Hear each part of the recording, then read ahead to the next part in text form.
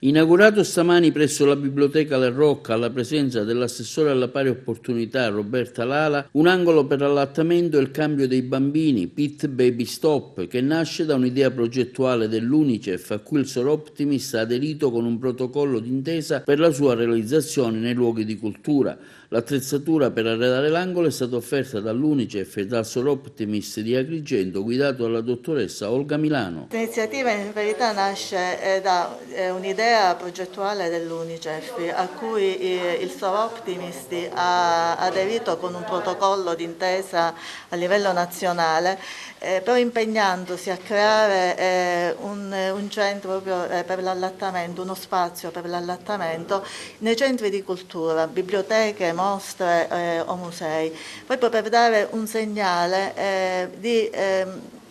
per la libertà della donna di poter coniugare tutti i suoi aspetti, che sono non solo quelli di mamma, ma che non siano in conflitto con altre opportunità della donna, per cui non lasciare indietro nessuna parte di sé. Io desidero veramente ringraziare in particolare l'amministrazione comunale, in particolare l'assessore Lala, che in questa giornata con grande impegno siamo riusciti proprio a realizzare questa attività, perché in verità è importante anche partire dal presupposto che l'emancipazione della donna parte anche da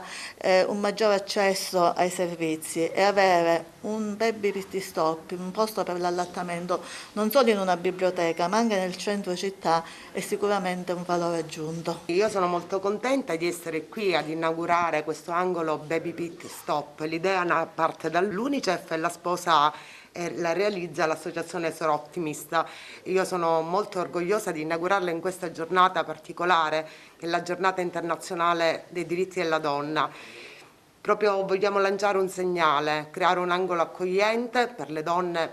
che devono allattare e cambiare il proprio bambino in centro città, in un luogo che rappresenta la cultura, che è la Biblioteca La Rocca. Con il sindaco, l'assessore Ciulla e tutta la giunta siamo stati ben lieti di accogliere questa richiesta e di realizzarla. Oggi proprio l'8 marzo è una bella giornata a proposito dei diritti della donna.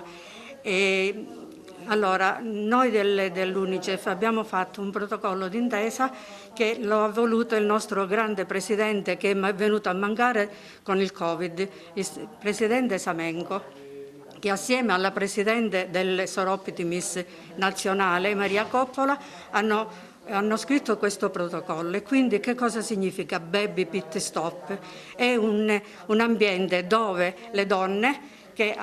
devono allattare i bambini hanno un posto creato proprio apposta per i bambini, pieno di colori,